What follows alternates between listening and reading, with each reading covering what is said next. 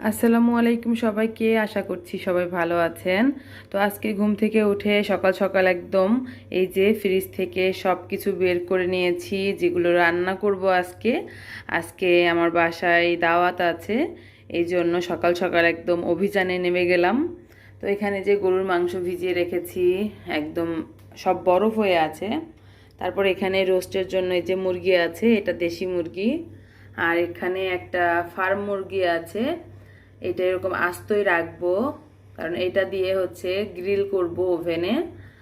তো এই যে এগুলো ভিজতে থাক, এগুলো না ছাড়া পর্যন্ত তো আর রান্না করতে পারবো না, এই জন্য একটু সকাল সকাল এগুলোকে আর কি ভিজিয়ে দিলাম। এদিকে এই যে আমি রাতের বেলা এখানে কাঁচামরিচ, পেঁয়াজ, তারপরে আদা রসুন সব আমি সুন্দর করে ছিলে তারপরে ধুয়ে রেখেছি। এখন শুধু ব্লেন্ডার দিয়ে ব্লেন্ড করে নিব, তাহলে হয়ে যাবে। আর এদিকে হচ্ছে যে চুলাতে আমি অলরেডি ডিম সিদ্ধ বসিয়েছি, ডিম রান্না হবে সেই জন্য। যেহেতু একা হাতে রান্না করব, তাই একটু সব কিছু সুন্দর করে গুছিয়ে করার চেষ্টা করতেছি, যাতে খুব তাড়াতাড়ি রান্নাটা করতে পারি। অবশ্য আমার বাসায় রাতে দাওয়াত, দুপুরে না। তো রাতে দাওয়াত, ইনশাল্লাহ এর ভেতরে আমি সব রান্না করে ফেলতে পারবো। আর রান্না করব পোলাও। তো কারা আসবে বা কিসের জন্য, ইনশাল্লাহ ভিডিওটি কন্টিনিউ করুন, তাহলে বুঝতে পারবেন। এই যে আমি গরুর মাংসটা বসিয়ে দিয়েছিলাম, তো গরুর মাংসটা প্রায় হয়ে এসেছে, মানে কষানো আর কি। এরপরে আমি ঝোলের জন্য পানি দিয়ে দিব।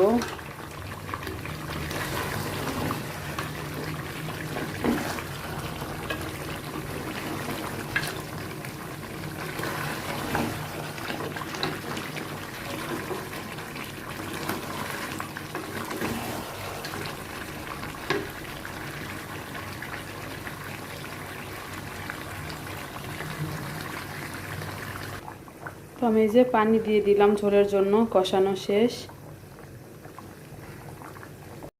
এখানে আমার এই যে গরুর মাংসটা রান্না হয়ে গিয়েছে, এই তো।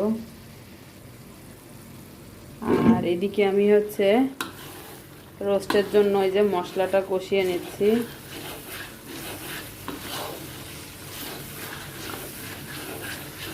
আর এখানে আমি এই যে মুরগির পিসগুলো খুব সুন্দর করে হালকা ভেজে নিয়েছি, খুব বেশি না। আর এখানে এই যে ডিমের কোরমার জন্য ডিমগুলোকেও হালকা ভেজে নিয়েছি লবণ দিয়ে।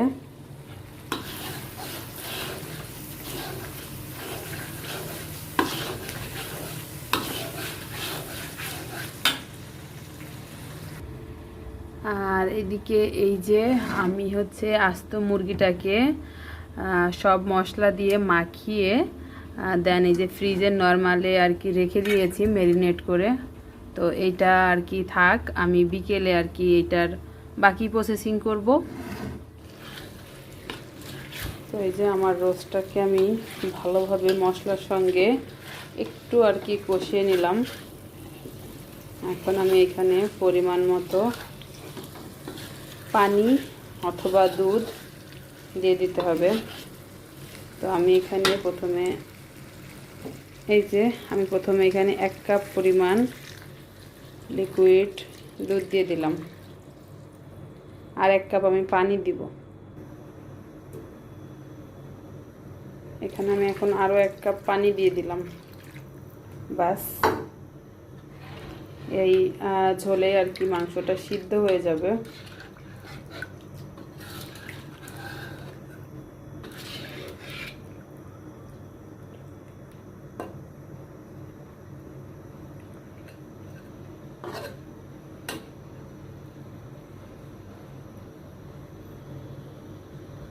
এই যে রোস্ট রান্না করা হয়ে গিয়েছে। তো আমি ওপর থেকে একটু বেরেস্তা দিয়ে আর কি ঢেকে রেখেছি ঢাকনা দিয়ে। আর এইদিকে এই যে আমি এখানে ডিমের কোরমাটা রান্না করে নিচ্ছি।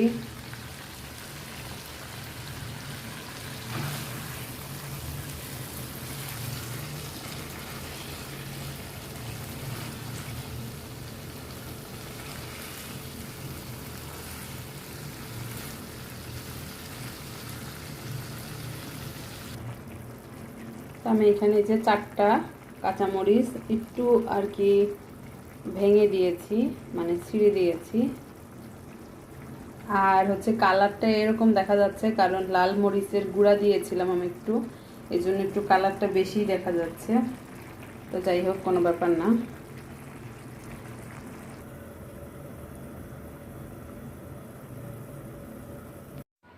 এদিকে আমি এই যে ম্যারিনেট করা মুরগিটা ওভেনে দিয়ে দিয়েছি গ্রিল করার জন্য। তো প্রথমে আমি একটু হাই হিটে দিলাম, তারপরে আমি 180°C তাপমাত্রায় ওপর নিচে দিয়ে আমি 1 ঘন্টার মতো প্রথমে কুক করে নিব। তারপরে আরও 1 ঘন্টা দিব, কারণ মুরগিটা যেহেতু অনেক বড় তাই প্রায় 2 ঘন্টার মতোই সময় লেগে যাবে আমার।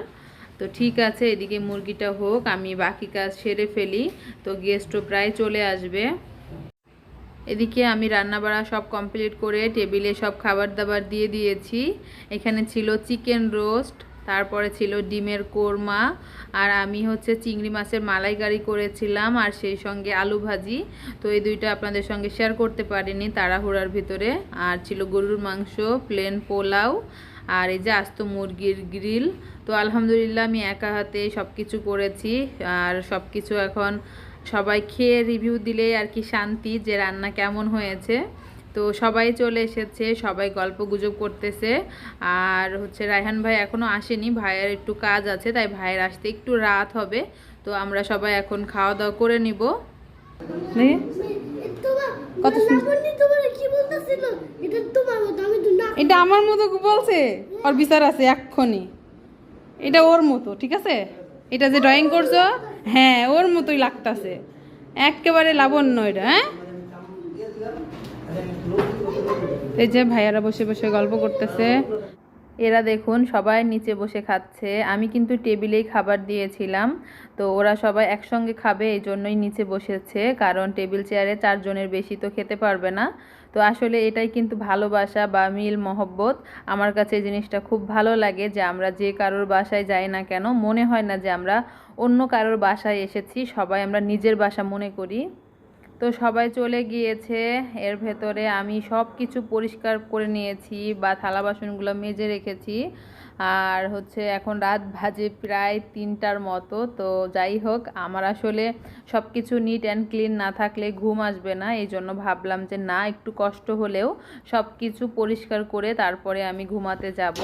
এইদিকে এই যে ওভেনটাকেও আমি হালকা পাতলাভাবে পরিষ্কার করে নিয়েছি, কালকে ভালোভাবে আর কি পরিষ্কারটা করব। আর এদিকে এই যে গ্লাস ট্লাস সব একদম মেজে ঘষে আমি উপর করে রেখেছি। আর এদিকে দেখুন ভাবি, লাবণ্য, কুলসুম এরা অনেক অনেক কিছু নিয়ে এসেছে, ফল, তারপরে জুস, কোক, বিস্কিট, চিপস। এই যে এখানে দেখছেন একটা টোস্টার, তো এটা ভাবি আমার জন্য নিয়ে এসেছে, এটা আমার গিফট। আর গিফট কিসের জন্য সেটাই এখন বলতেছি। তো আমি দাওয়াত করেছিলাম সবাইকে 11 তারিখ আমার বাসায়, আর 12 তারিখে আমার হচ্ছে ম্যারেজ ডে। তো ভাবি সেটা জানে, তো এই জন্য ভাবি আমার জন্য এই যে গিফট কিনে নিয়ে এসেছে। ম্যারেজ ডে উপলক্ষে গিফটও পেয়ে গেলাম। অবশ্য আপনারা যখন আমার এই ভিডিওটি দেখবেন ততদিনে আমার আসলে ম্যারেজ ডে চলেই যাবে, কারণ আমি তো ভিডিও অনেক লেটে আপলোড করি এই জন্য। তো এই যে টোস্টার, এখানে এই যে পাউরুটি দিয়ে এটা এভাবে নামাই দিলে হয়ে গেলে একাই উঠে যাবে, এই আর কি। এখানে বিভিন্ন নাম্বার দেওয়া আছে। তো যাই হোক, কেমন হয়েছে জানাবেন, আমার তো খুবই ভালো লেগেছে। আর ভাবি কি সত্যি অনেক অনেক ভালোবাসা এত সুন্দর একটা গিফট দেওয়ার জন্য। আর আজকের মতো ভিডিওটিও আমি এই পর্যন্তই রাখবো। সবাই ভালো থাকবেন, আমাদের জন্য দোয়া করবেন। আল্লাহ হাফেজ।